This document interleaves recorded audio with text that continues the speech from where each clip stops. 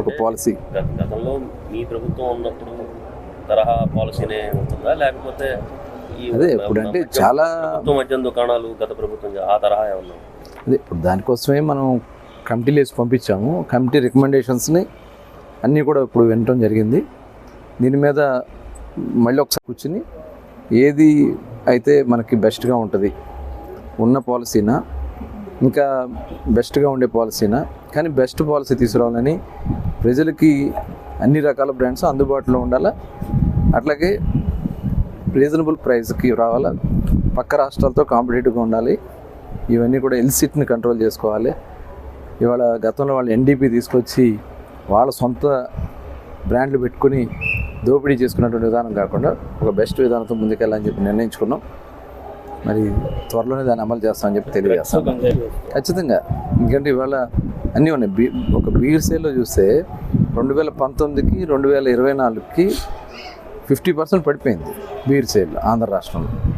వీళ్ళంతా కూడా డైవర్ట్ అయిపోయారు.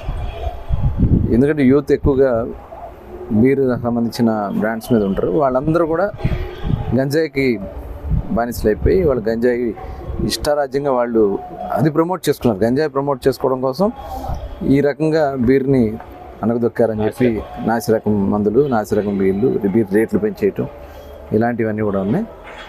తప్పకుండా ఒక పక్క విచారణ కూడా జరుగుతుంది, విజిలెన్స్ ఎంక్వైరీ జరుగుతుంది, సిబిసిఐడి ఎంక్వైరీ జరుగుతుంది. తప్పకుండా అది విచారణ ఒక పక్క జరుగుతూ ఉంటుంది. ముందు నడిపించడానికి కావాల్సినటువంటి అన్ని కార్యక్రమాలు కూడా తీసుకోవడం జరుగుతుంది. సార్, మాజీ ముఖ్యమంత్రి జైల్లో ఉన్నటువంటి నిందితులను పరామర్శించారు. ఆయన రెడ్ బుక్ అని చెప్పి 10 రెడ్ బుక్ మెయింటైన్ చేస్తా ఉన్నారు. దాని మీద మీరు ఏం చెప్తారు? ఇప్పుడు ప్రజలు వరదల్లో కొట్టుకుపోయినా, తుఫాన్లో నష్టపోయినా ఆయనకి సంబంధం లేదు. జగన్మోహన్ రెడ్డి గారు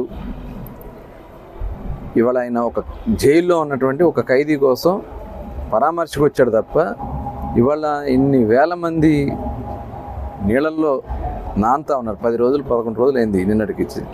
11 రోజులు 10 రోజులు చంద్రబాబు నాయుడు గారు ఇక్కడే ఉండి వాళ్ళందరికీ కూడా సామాన్య స్థితికి తీసుకొచ్చే వరకు ఆయన కష్టపడి మరి నిన్న ఆయన వెళ్తే, ఇవాళ జగన్మోహన్ రెడ్డి వచ్చి జైలుకి వెళ్ళి, జైలు పక్షులకి జైల్లోనే కనపడుతూ ఉంటాయి, మనుషులు కనపడరు. వాళ్ళకి సామాన్య ప్రజలు పడిన కష్టం వాళ్ళకి కనపడదు.